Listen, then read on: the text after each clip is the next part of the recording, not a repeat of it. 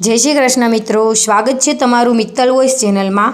આજના વિડીયોમાં આપણે સાંભળીશું સૂર્યનારાયણ વ્રત કથા, સૂર્યનારાયણ વાર્તા। સૂર્યનારાયણ ભગવાન પોતાની માતા સાથે જંગલમાં રહેતા હતા। સૂર્યનારાયણનું કામ તો તમે જાણો જ છો ને, પૃથ્વી પ્રદક્ષિણા કરી જીવન માત્રનું પોષણ કરવું। એક દિવસ સૂર્યનારાયણની માં કહે છે, બેટા હવે હું ઘરડી થઈ ગઈ છું, મારાથી કામ થતું નથી, માટે જલ્દી લગ્ન કરે તો સારું।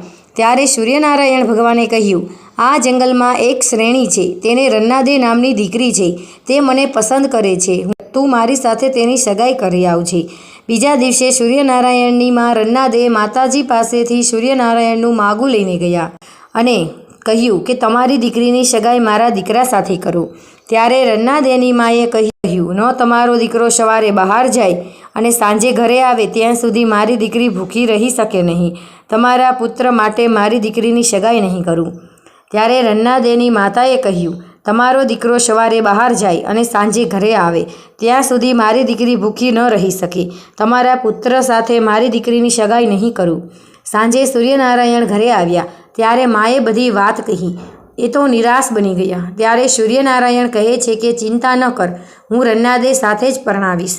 બીજે દિવસે સૂર્યનારાયણ ફરવા નીકળ્યા ત્યારે તેની માએ કહ્યું કે આજે રન્નાદે તાવડી લેવા આવશે, તું કહેજે કે ઠીકરી ફૂટશે તો દીકરી લઈશ, શરત મંજૂર હોય તો લઈ જાઓ। બપોરે ઉનાળાનો ધોમધપતો તાપ પડ્યો ત્યારે રન્નાદે કહે છે, માં મને ખૂબ જ તાપ લાગે છે, આપણે શું ખાવાનું બનાવશું? ત્યારે તેની માં કહે છે, દીકરી રોટલા ઘડી નાખ, ઘી સાકરને રોટલા ખાશું। ત્યારે રન્નાદે કહે, માં આપણા પાસે તાવડી જ નથી। ત્યારે તેની માતાએ કહ્યું, એમ કર સૂર્યનારાયણની ઘરેથી લઈ આવ। રન્નાદે તાવડી લેવા ગઈ ત્યારે સૂર્યનારાયણની માં કહે, ઠીકરી ફૂટશે તો દીકરી લઈશ, શરત મંજૂર હોય તો લઈ જા। રન્નાદે ઘરે પાછી આવી, તેની માને વાત કરી તો માં કહે કે એમ ક્યાં ફૂટી જવાની છે, તું તારે લઈ આવ। રન્નાદે તાવડી લઈ ઘરે આવતા હતા ત્યાં રસ્તામાં બે આખલા લડતા હતા, તેની અડફેટમાં આવતા તાવડી ફૂટી ગઈ। રન્નાદેએ માને ઘેર જઈ વાત કરી તો માએ તેની શરત મુજબ સૂર્યનારાયણ સાથે સગાઈ કરી આવ્યા। સાંજ પડી સૂર્યનારાયણ ઘરે આવ્યા ત્યારે માએ કહ્યું, બેટા તારી સગાઈ રન્નાદે સાથે કરી। ત્યારે સૂર્યનારાયણને ખૂબ જ હર્ષ થયો।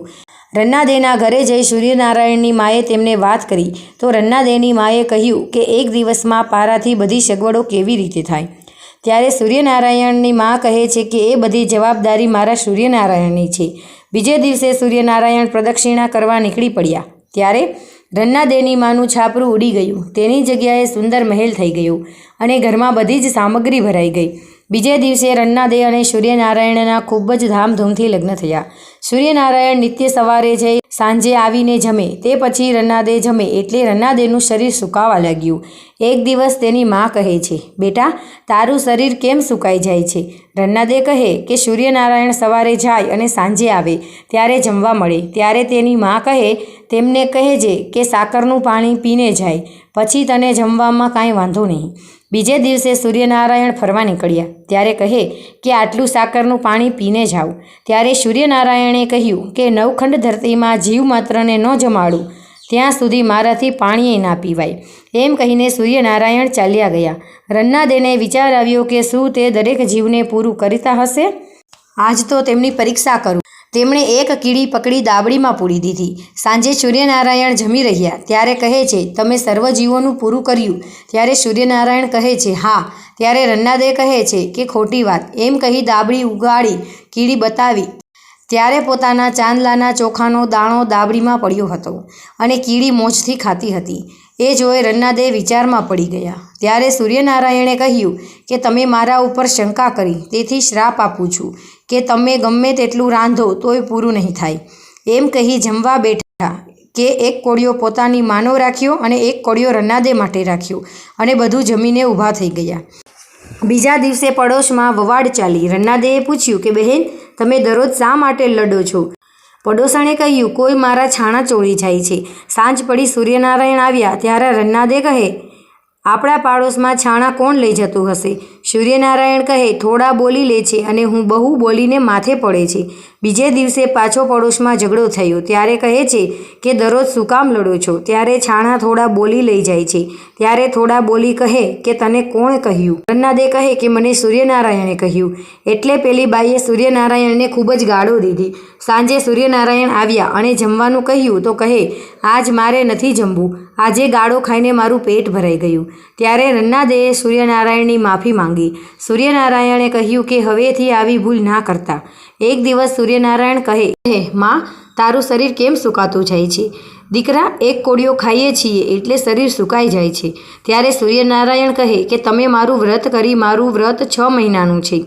માસ પૂરા થાય એટલે 1.25 શેર ઘઉંનો લોટ, શેર ઘી, શેર ગોળ, તેનો લાડુ બનાવી મને ધરાવો. એક લાડુ રમતા બાળકોને આપો, બીજો ગાયના ગોવાળને આપો, ત્રીજો માળીને આપો અને ત્યાર પછી કોઈ અતિથિ કે બ્રાહ્મણને જમાડીને પોતે જમવું.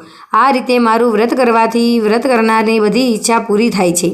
રન્નાદે અને સૂર્યનારાયણની માએ બંનેએ વ્રત કર્યું. 6 માસ પૂરા થતાં ઉજવણું કરવાનું દરેક વિધિ કરી, પરંતુ વનમાં અતિથિ કે બ્રાહ્મણ ક્યાંથી લાવવા? એટલામાં રામ લક્ષ્મણ ફરતા ફરતા આવ્યા. માતાજીએ તેને જમાડ્યા. તે તેમને થોડું રાંધે તોય વધે અને થોડું જમે તોય ધરાય. આમ સૂર્યનારાયણના વ્રતથી લીલા લહેર થઈ ગયા. જય સૂર્યનારાયણ, તમારું વ્રત જે કોઈ કરે તેની ઈચ્છા પૂરી કરજો. જેવા રન્નાદેને ફળ્યા તેવા સૌને ફળજો. બોલો શ્રી કૃષ્ણ કનૈયા લાલ કી જય. તો મિત્રો, તમને આ વિડીયો પસંદ આવ્યો હોય તો આપણી ચેનલ મિત્તલ વોઇસને લાઇક કરો, શેર કરો અને સબસ્ક્રાઈબ કરો. જય શ્રી કૃષ્ણ.